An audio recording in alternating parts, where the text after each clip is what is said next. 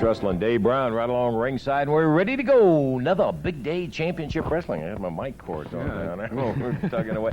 Dave, let's get it on. All right, we got a big one. Boy, I tell you we do. We're going to have Ric Flair here today on Championship Wrestling. Ric Flair scheduled to go against Rick McCord, and then we've got the Invaders scheduled against Dutch Mantell in another single match. That should be a good one. Then, expiration of time match today, tag team action. In this one, it'll be Sweet Brown Sugar teamed with Carl Fergie. That's what it says. That's right there. Brown Sweet Sugar and Carl Fergie against, no, I don't either, against Terry Taylor and Bobby Fulton. Should be some action there in that expiration of time match. You what, we're looking forward to all of it, as a matter of fact. And, of course, the momentous occasion that brings the NWA World Heavyweight Champ in here. Absolutely. Is that he is here to sign a contract for a title match. It'll be coming up in the future in the area. And we're looking forward to all of the festivities and everything else. So, why don't we get it underway, and we'll be back and ready to go with the opening bout and opening ceremonies for you in just one moment.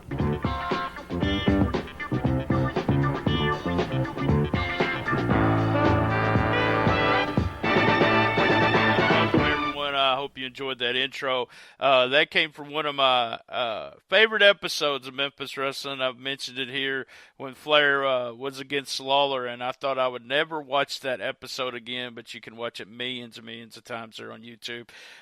This week, Shootin The Shiznit's been kind of on the shelf. My feelings are still raw about this, and can't explain why, either though I do say some things here in this episode that kind of explain it. But we lost Lance Russell on Tuesday. We had planned to have Scott Bowden on Shootin The Shiznit, was planning to interview him on Monday.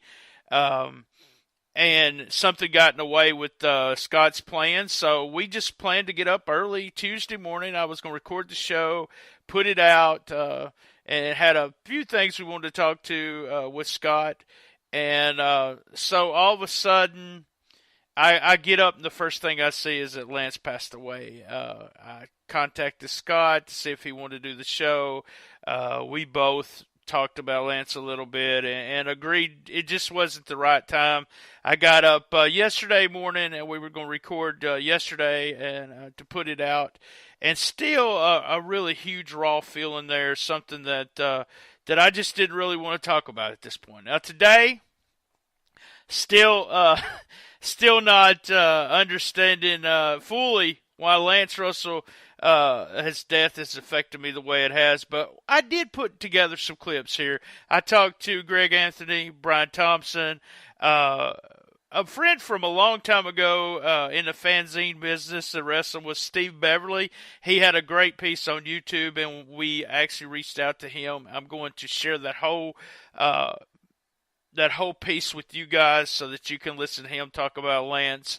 There is also Lance Russell's nose, which I want everyone to hear. We're going to end the show, and I stole this off of YouTube with Lawler's thoughts on Lance. Hey, Lance, rest in peace. As you can tell, you were very loved. Guys, enjoy the show.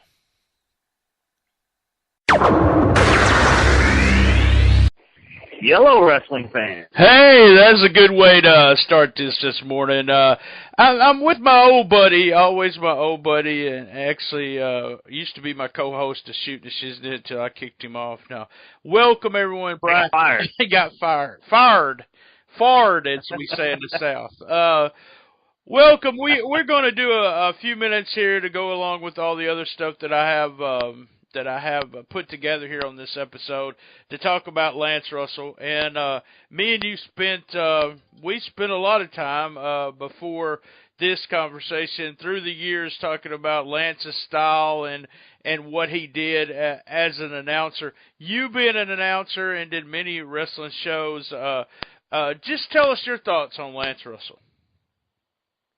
Oh, man, Lance Russell, one of the best of all time, and I certainly hope anybody out there that is not as familiar with his work will certainly take the opportunity to research and go back on YouTube or WWE Network or whatever format, High Spots Network, and watch Lance and just his delivery. And, he was a soundtrack to so many great moments, the empty arena match with Jerry Lawler and Terry Funk, or the Tupelo concession stand brawl, and just his delivery. And and one of the things I was thinking of as we were talking about, conversing about Lance and his passing was, you think about a lot of guys in the matches. I mean, a wrestler, elder statesman, will put over a young up-and-coming star, and as they call it, pass the torch. Well, Lance Russell in his role certainly lit the torch of a lot of great talent and just helped guide them along the way, and just the way he helped the talent through a promo and made a guy look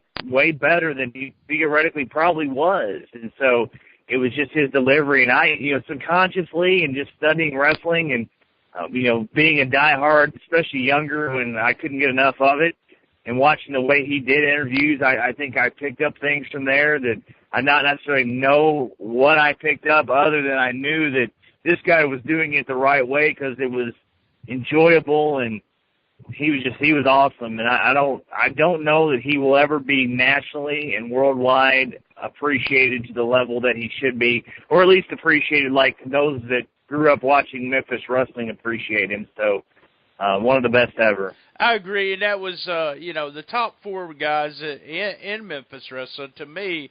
And you're going, Dundee, Lawler, and most people are going to think of Jimmy Bay, blah, blah, blah. But I think it was Dundee, Lawler, and third and fourth was easily Lance and Dave, because those were the guys. And I've said this before, but when he left to go to WCW, I just felt like there was a huge part of Memphis wrestling missing when he was gone, and that's why I think this death kind of touched me, left me kind of, feeling blah, because here's a guy, unlike the other announcers or other wrestlers that passed away recently, from the 1978 till, whenever he left and came back and whatever, Lance was there every Saturday. I mean, I may have had friends that we got into it and I don't talk to anymore. I might have had arguments with my parents. I might have been nothing to do. But on a Saturday morning at 11 o'clock, I knew Lance Russell was going to be there, and I think that's part of it. Even though he hasn't been on TV for so long, it's just part of my childhood disappearing kind of thing.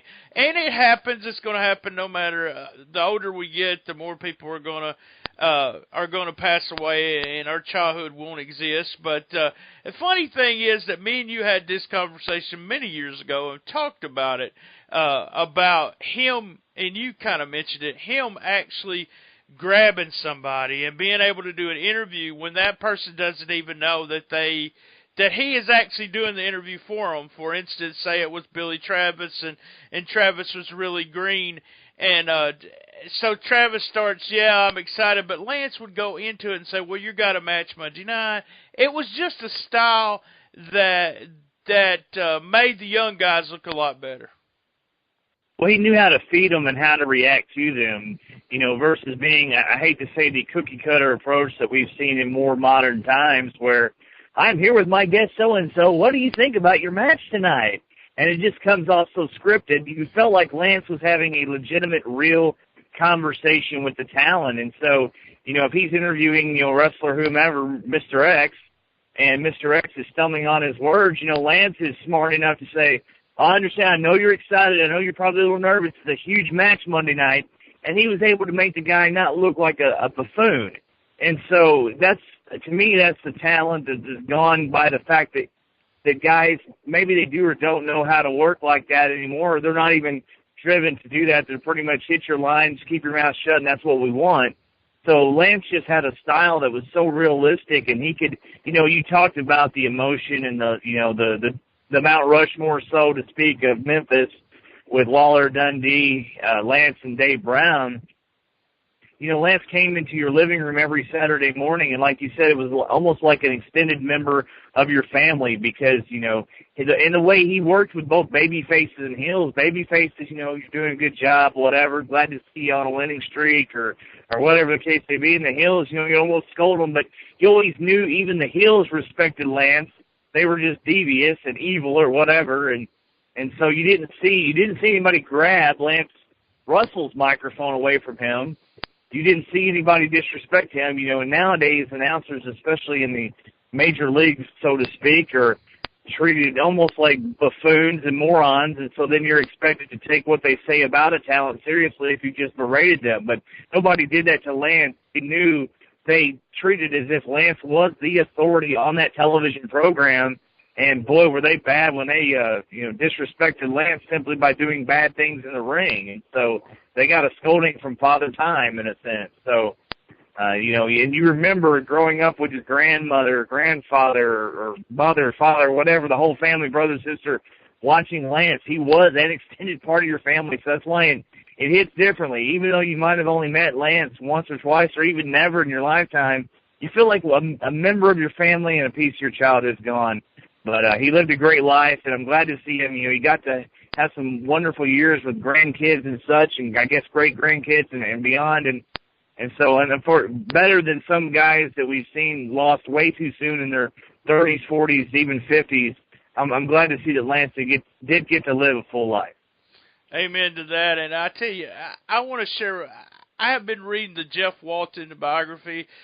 People may not even be familiar with the name Jeff Walton unless you're in the California area. Jeff was the manager known as Tux Newman on Memphis Wrestling. He had a whole section about Memphis Wrestling chapter there, and I'm going to try to bring him on here and talk about it. But when he first got into Memphis and Lance's style, he actually didn't like Lance because he felt like Lance was getting himself over more than the manager was able to get himself over. Jeff didn't actually understand what Lance was doing. And as he was in the area, he grew to love Lance Russell and what Lance was doing. It wasn't as if he was trying to get the characters over, and since everyone respected the main guy, the general, the one in charge, Lance Russell, who could call out, Mr. Coffee or Eddie Marlin or ever who he could, then he did grow to respect him. But that was a style that if it was the first time you watched him, you wondered what he was doing. It wasn't overabundant. It wasn't over for us in the sense that it was so that he was ahead of the talent, or he got over more than the talent, and he was trying to get them over. And when you understood that, and it's me, the thing about me is that every other announcer I've listened to, even though I do think there's been other good announcers, I always, even Gordon Soley, I remember the first time hearing Gordon Soley and thinking to myself, man, he's just not Lance Russell. And that, right. That was always, when Jim Ross came along and was doing Mid-South, I become a huge Jim Ross fan. But to me, I still compared, there always was Lance who spent that time to get over, like you said, the baby and the heel. He was there to get both of those guys over. He knew his role and did a fantastic job doing it. He was one of the best of all time, and like I said, I think it's a shame that he's not as revered nationally as he is in Memphis, and because he should be. And one little side note, my old broadcast partner from TCW days, cranky Chris Cruz. If you follow his Facebook, and sometimes you'll hear him spew some thoughts, and Chris is the best way to put it. But he spent some time working directly with Lance in WCW during that phase, I believe, from like 1989 to maybe 92, a 2 or 3 year span there, and so he worked with Lance on Worldwide and WCW Pro and different programs, and so. He got to see the man and learn about him. And Chris has been posting a lot of thoughts on Lance, and you can tell this one, kind of like you talked about with us, but probably obviously more so directly because they did work together. This one touched him, and he's sharing some great stories and just wondering why Lance was the type of man he was. And what I mean by that is he was just such a gentleman and kind-hearted soul. And Chris talks about a couple of times where it would have been real easy for Lance to blow a gasket over this or that. And one time, Cruz forgot where he parked the rental car in the days before you could click a clicker and turn it on and see where you were. And so they had to stay later. And just some good anecdotal stories about him. And just, Chris you see the respect he has, even on cranky Chris Cruz, and how much love and respect he had for Lance. Check it out if you don't have Cruz on your friend list. Find him, befriend him if he'll let you, and read those. So that's what I'll make Chris sure I send. Happy holidays, Chris. That's what I was fixing to say. I'll make sure that Chris, both of us, you know him a little bit better than I do, but been knowing him for a long time. So he should enjoy the shout out. And by the way, Chris, have a good day. Please have a good day. Yeah, there you go. No matter what you do, have a good day. Hey, coal in your stocking, Tramel. Well, Brian, thank you for joining us. This is a somber episode. We had a few good laughs there, but I've got a bunch of other stuff we're all going to put together so the listeners can listen. You have a great day yourself, Brian Thompson. Thanks for joining us. And most importantly, thank you, Lance. Rest in peace, sir. Yeah, we'll see you next time.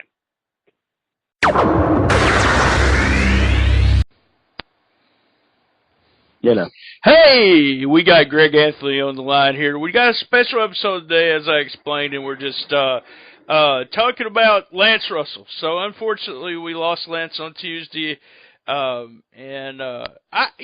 I've said a lot before you came on, so I'm just going to let you talk. You tell me what Lance Russell meant to you and what Lance Russell meant to our area, the Memphis area there. I mean, Lance is, was widely considered one of the greatest wrestling commentators of all time.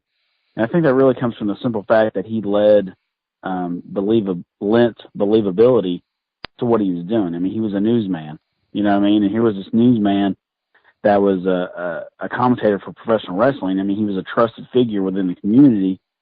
And, when he spoke, people listened, So when he said that, Jerry Lawler, was the king of Memphis, people believed it. When he said that, at the time that, that Bill Dundee was, this dastardly bad guy that, would do anything underhanded to get a win, we believed it. He was so vital to, in my opinion, to the success of Memphis wrestling. Lawler, Dundee, Jimmy Hart, and Lance Russell. That's huge components to one of the hottest territories of all time. I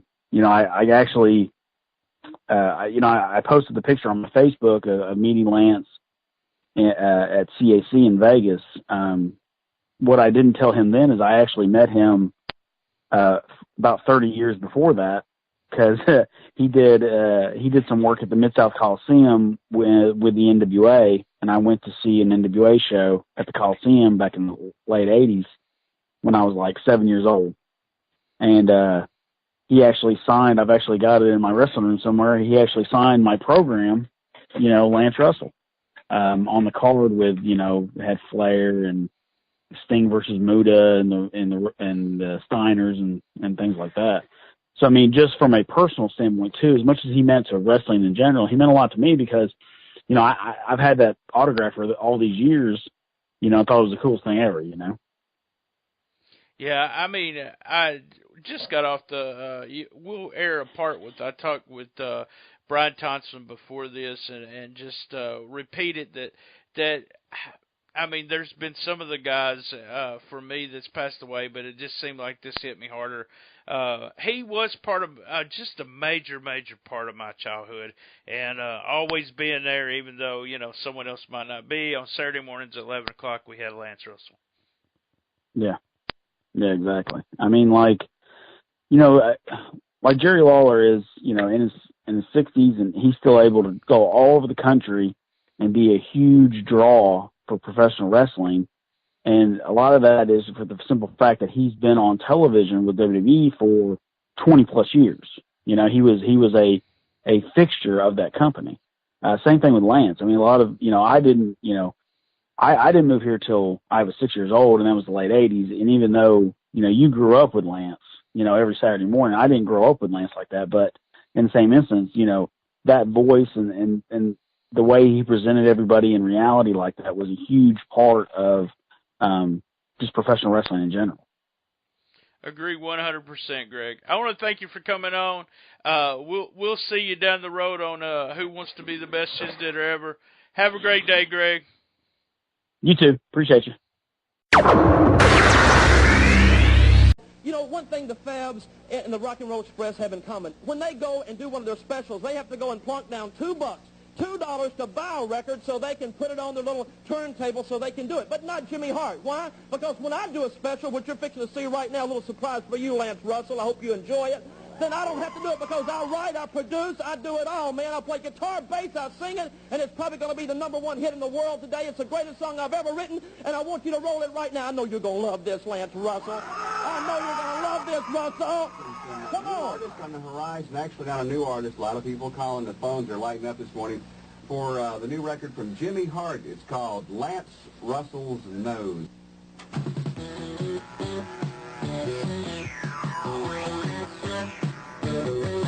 I was listening to my radio late last night when I heard a knock on my door.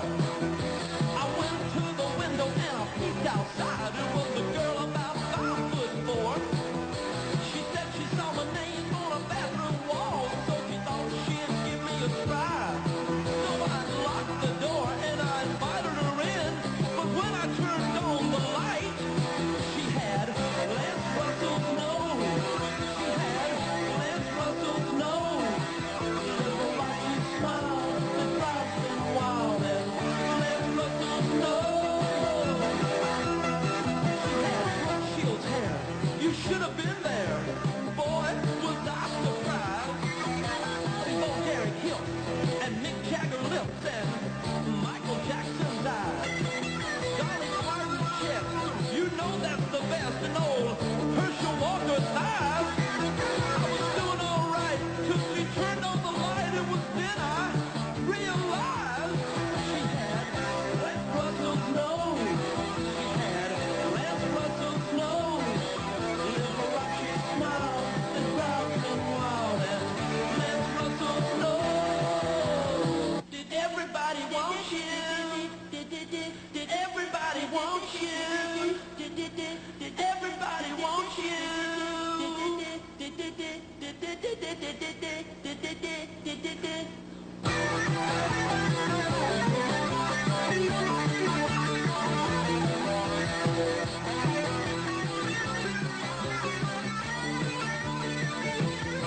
She had Lance Russell's nose.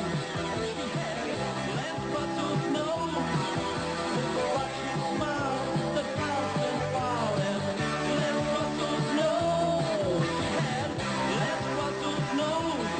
She had Lance Russell's nose. Little rocky smile that drives them wild, and Lance Russell's nose.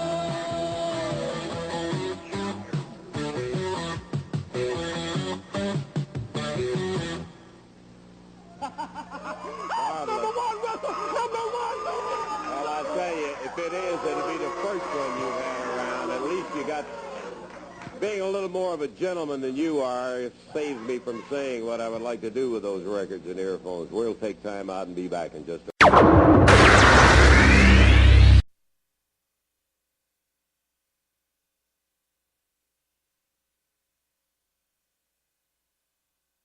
Hello, everyone. I'm Steve Beverly.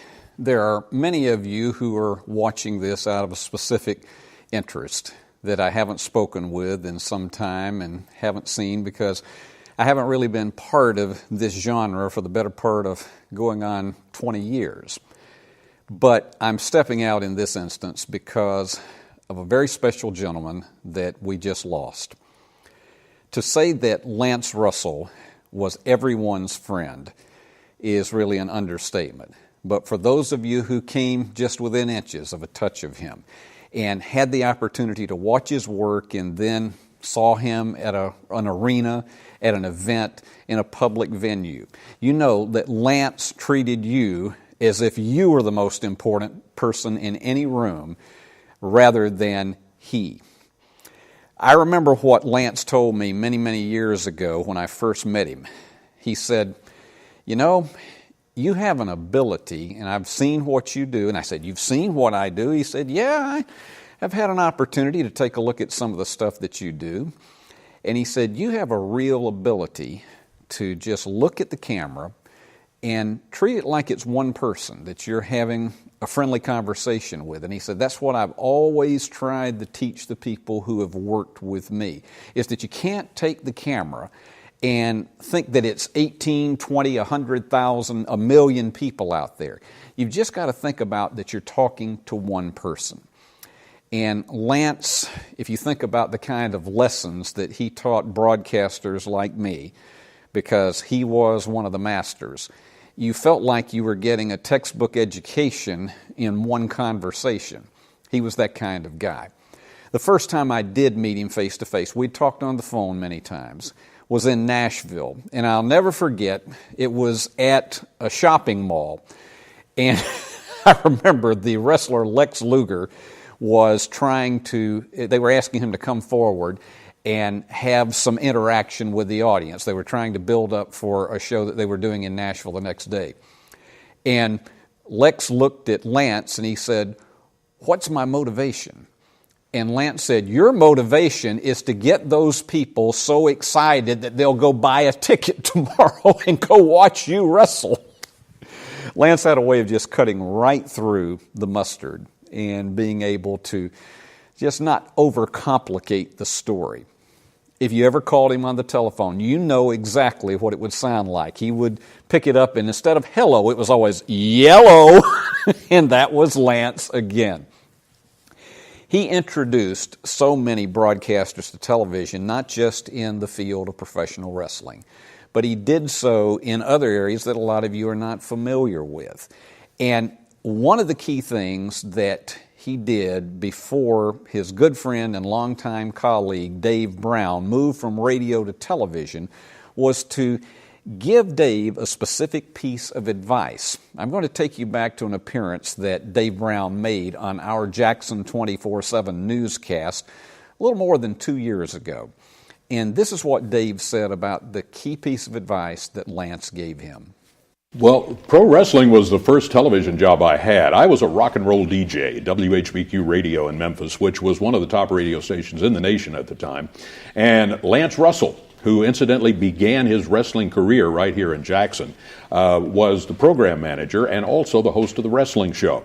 He came in one day while I was on radio and he said, "Dave, the guy who's helping me do the wrestling show is leaving. I would like you to co-host with me." He said, "I don't know how you feel about wrestling. I don't know if you like it, don't like it, or are indifferent to it, but if you ever think you want to be on television, you should take this job, because you will find out if you like television, and you'll find out if television likes you."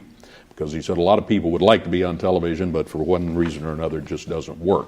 So I thought about it a little bit, and I took the job, and I didn't really care for wrestling. I didn't hate it. I didn't really care for wrestling that much, though.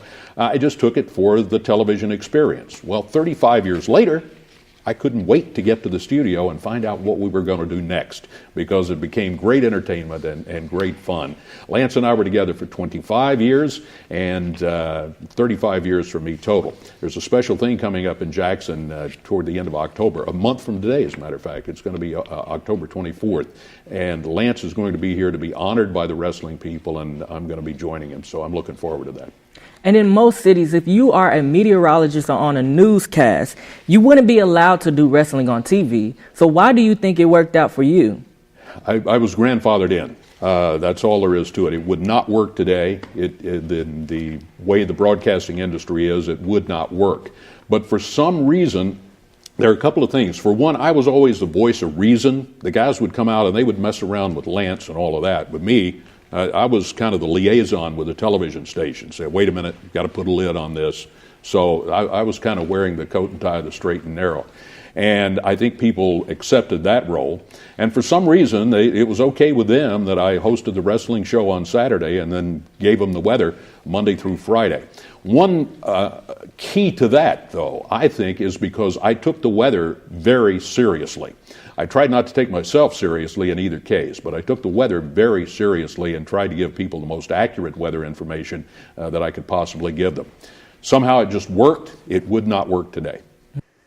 Lance was the kind of person that saying that, it was just classic Lance to say to somebody, you need to take this job to find out not just if you like television, but whether television likes you. And it was probably the best and simplest way of expressing it, because there are some people who might think they should be in television, but for whatever reason, they don't connect with the viewers because they don't know how to have that magic that Lance did, where he treated the camera as if it was one person and that you at home were his best friend.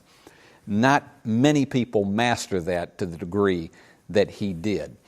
Dave Brown told me many, many times that he owed everything in broadcasting, not just the fact that he became a well-known and well-liked wrestling commentator, but that he had an opportunity to become a weathercaster and ultimately a meteorologist for WMC-TV, Channel 5 in Memphis. Dave retired a couple of years ago, and the one good thing that Lance also taught Dave, and Dave said this is one thing that he really felt like was another lesson that he learned, was that when the day comes that you get ready to retire, make sure that you do a good transition and that it's in good hands. And that's exactly what Dave did when he passed the baton to Ron Childers, who had worked with him for so many years at Channel 5.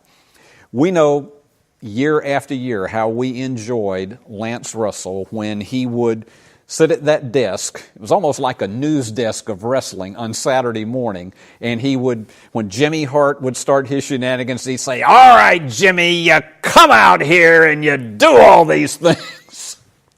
And most all of us could do a very half-hearted imitation of Lance doing that, because it was the kind of thing in that era that made Lance who he was. Lance was part of that era where the host of a wrestling show could challenge the villains before it became so packaged and the interviews became so teleprompter dominated, and before really the skits became so rehearsed. It really was the kind of thing that Lance could just work without a script. He could be that person that was the devil's advocate against that villain that was coming out, and he could make you believe that there was more tension out there on the set than anyone. That's why he was who he was and why people loved him all through the Mid-South. He took the jump because it was a six-figure salary for him to go to Turner Broadcasting and to do its wrestling shows. Many people have asked me over the years, why did Lance not succeed at Turner? I won't say that Lance didn't succeed. There were too many people in the executive suites at Turner who would not let him succeed. Why? Because they had a specific pattern, a specific format that they wanted their wrestling shows to follow. And they didn't let Lance be Lance. Those of you who were in that era and remember it, you know, Lance tried his best to make something out of the syndicated shows, but they simply would not let Lance be Lance. You wouldn't see him coming out there on a set and challenging Ric Flair or Ole Anderson like he did all of the bad guys in Memphis. It just wasn't meant to be. And so Dave Brown and I had a conversation about that not too long ago, and we said, you know, it was a case of Lance had the ability, and he was 62 years old, but he was hardly old by any stretch of the imagination. But the bottom line to it is, Lance had to be Lance to succeed, and that was just not something Turner would allow in the constraints of its format. I'll tell you one more story. Lance was made in charge of the 900 hotline, what was called the Wrestling Hotline on WCW. And he was a programmer. A lot of people don't know that Lance started out as a program director in television. He was in radio for a long time. He was right here in Jackson, Tennessee. He was a radio broadcaster for baseball. He did minor league baseball here in this community. But he was program director of WHBQ-TV in Memphis, Tennessee. And so he had the skills to understand what programming meant. And he saw that you had situations where they were trying to promote their stars having an individual day on that hotline. And he'd even told me the numbers. He said 40% of the time, these guys don't even update their lines for 2, 3, and 4 weeks. So in a very gutsy move, Lance went to Jim Hurd and the people who ran the Wrestling Hotline, and he said, we need to do some things differently. So he took a big chance on me to do a radio phone version of Matt Watch, my newsletter that I did for 4 years. It was a very tough decision. Some people that read the newsletter didn't like that I did it. I did it primarily because I said, as long as you allow me to be me and to have the freedom to be me, I'm not going to shill for your shows. I'm not going to promote cards. I said, I'm going to do an audio version of Matt Watch, or I don't want to do it at all. And Lance said, that's exactly what we want you to do. And so I was loyal and did it week after week after week. And for 2.5 years, I was on that hotline until finally you got some people that were in the executive suite that just decided that I was no longer needed and decided it was time for me to go, which was fine. It was an interesting time in those 2.5 years. But in short, I'm going to tell you something. Lance Russell was loyal to a T. It was his idea to bring me to that hotline, and he stood behind me almost from the get-go. And you all know it. There were elements in WCW that were just horrified that he would get a, quote, sheet writer to come in and do something like this on their hotline. Well, the numbers were successful. They were making money off of, even after what they paid me, they were making money off of those Tuesdays on the hotline. Lance had the numbers to back it up, and it was a business. And so even though the old wrestling people didn't care for it that much, I stayed with it until, as we say, until Lance was no longer a part of it, and you had other executives who decided they wanted me to do things a certain way that I just couldn't do because I wasn't going to be one of their shills. So, in short, it showed me once again that Lance Russell was a man's man. He was the kind of individual that if he believed in you, he backed you, and he was a huge believer in young people, trust me. He just really believed that this was a world that young people had to be given their opportunities. He was willing to share his wisdom and to share of his experiences, but he believed it was a new generation that had to be able to have their opportunities. He certainly gave me one, but he was also very encouraging of me when I became a college professor, when I finally left daily television and became a broadcast journalism professor at Union University, a place he was very familiar with. And he was very encouraging. He said, I predict that you're going to be very successful with this because you've got the fire and the belly for it. And he said, when you're teaching young people, you have to show them an enthusiasm, particularly in an area such as television and overall broadcasting. I never forgot those things from Lance. Many of you know that also, probably about 16 years ago, Lance had really difficult heart surgery, and we thought we might lose him at that point. And it was a case of, well, was he going to continue to maintain what he was doing in the wrestling business at that point in time? And I talked to his late wife, Audrey, at that point in time, who was a dear lady, and I said, you tell Lance that he doesn't owe anybody a thing, and if his doctors tell him that it's time to hang up certain things, he's given us enough memories, and we'd rather have him around a lot longer. I'll say this in closing. Lance Russell gave us many Saturdays across this country as well as just in the Mid-South. Lance gave us many Saturdays where we had extraordinary entertainment, and I can tell you it wouldn't have been nearly so had he not been the catalyst and the traffic cop to make it all happen.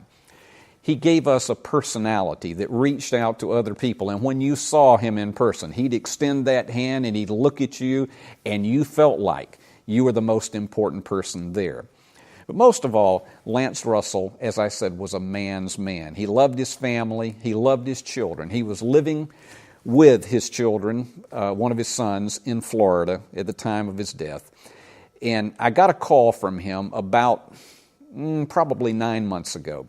I was working out at a local gym not far from here, and it was an unmistakable voice. I picked up my phone, and I'm like this, and he says, "Is this the inimitable Steve Beverly?"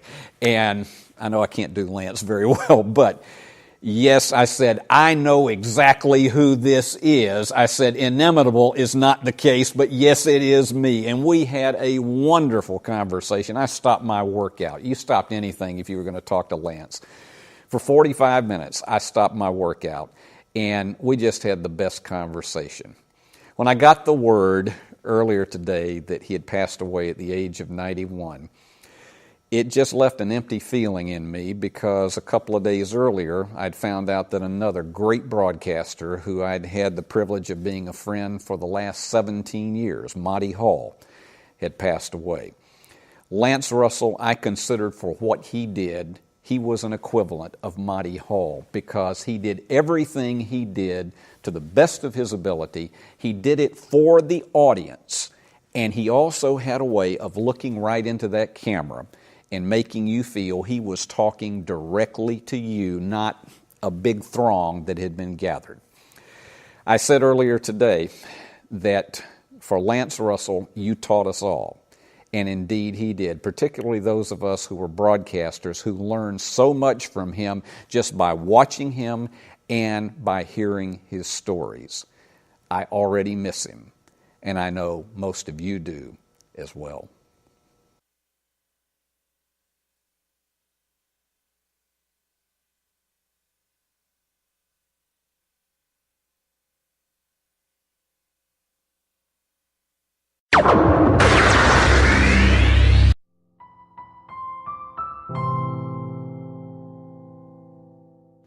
You know, a lot of times when a loved one or a great close friend passes away, you are left with the feeling that I never really got to say goodbye, or I never really got to tell the person how I felt about them.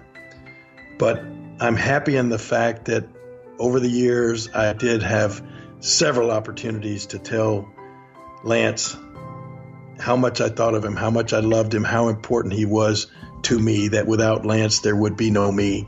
And I knew that, and I had the opportunity to say that to Lance Russell.